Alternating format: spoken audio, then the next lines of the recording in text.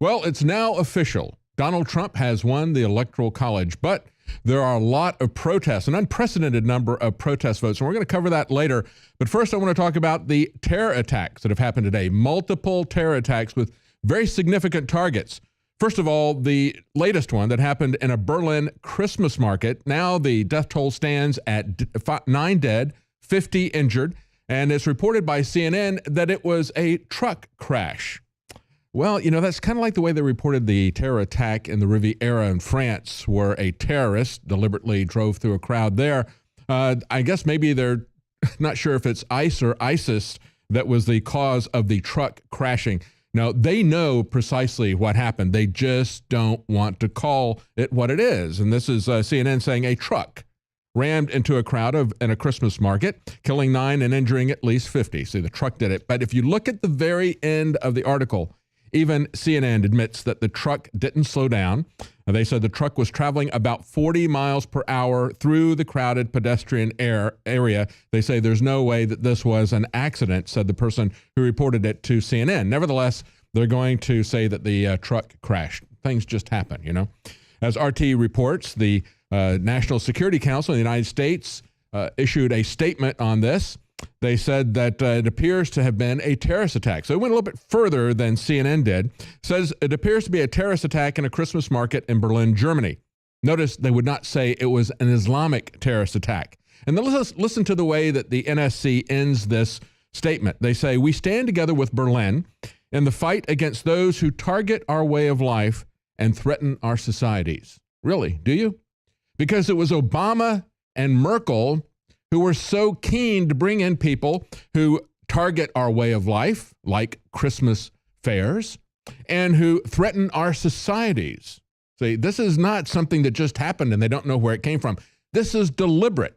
This is what Obama and Merkel wanted to do, and now they see this happening. Meanwhile, earlier today in Turkey, Russia's ambassador was assassinated in the capital, Ankara. They point out that 3 other bystanders were shot and are in the hospital. Their conditions are unknown. Meanwhile, the gunman was also killed. He was wearing a suit. He had police identification, and he was actually a police department member. He was trained at the police academy. He was part of their special forces department. The assassin had shouted in Arabic, "We made an oath to Muhammad to die in martyrdom. It is revenge for Syria and Aleppo." Meanwhile, a pro-Turkish government journalist told the CNN affiliate that after shooting the ambassador, the gunman at one point recited a slogan used by former Al-Qaeda affiliate Jabhat al-Nusra, quote, "We obey the jihad order." Now, of course, that just illustrates yet again that there are no moderate rebels in Syria, and underscores the fact that we are the ones who began this situation in Syria, the slaughter in Aleppo, whether it is being done at this point by the Syrian government or it's being done by the Al-Qaeda affiliated rebels. The bottom line is that it started with our overthrow of that regime. And as we pointed out earlier, the people who are coming into our countries intent on destroying our way of life, intent on destroying our societies, this is something that was brought in out of political correctness. And I want you to see what has happened in the last couple of weeks at our universities. One of the worst examples of this is the University of Maryland. There's been a project there called Protect UMD. Now, these people protested the movie American Sniper a couple of years ago when it came out, and they said that we want to make sure that that's never going to happen again.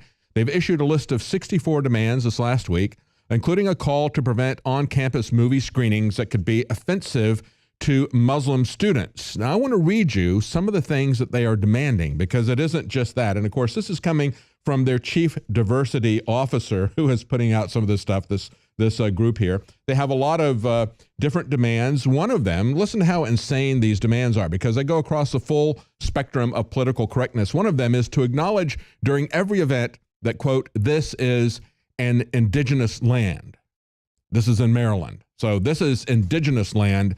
They want to have tenure given to all African-American professors simply because they're African-American. They want to mandate faculty training in the fundamentals of campus inclusion of queer folks. They want to convert the lesbian, gay, bisexual, transgender studies program into an entire department to provide curriculum there.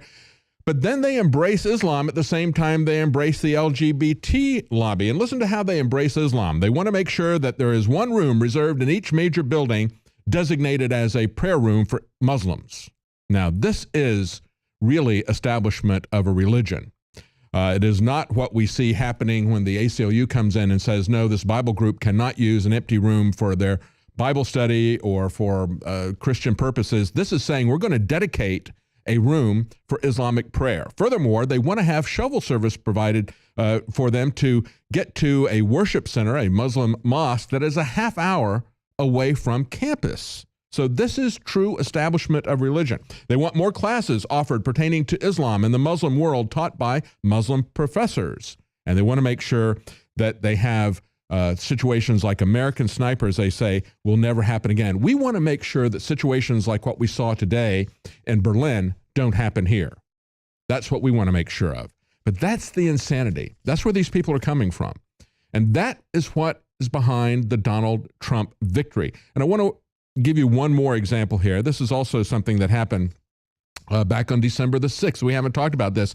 Amnesty groups in California fighting to hide the list of gang members in California before Trump becomes president. Why? Because Trump said, I'm going to focus on getting the criminal element that is here illegally out of this country. I'm going to focus on criminal gangs. And so here we have the politically correct left saying, we want to make sure that the California government is going to hide the people who are on the gang lists from Donald Trump. See, that's what he said when he said, we have to get rid of some of the people here who are not the best people. And they say, well, you're racist because of that. You want to eliminate all Hispanics. He says, I want to get rid of the gang members. Like that. Well, you're not going to be able to do that. And this is coming from an advocacy group. They say these groups fear that Trump would sift through the names in a database in a search for immigrants who have amassed a criminal record in the U.S. only to deport illegal immigrants who've been erroneously labeled as gang members. So I would guess that if you're not labeled a gang member, then it doesn't matter if you've got a criminal record, right? I mean, if you just are freelance criminal, then you shouldn't be deported according to them. Or if you're labeled as a gang member, they don't want you to be deported either.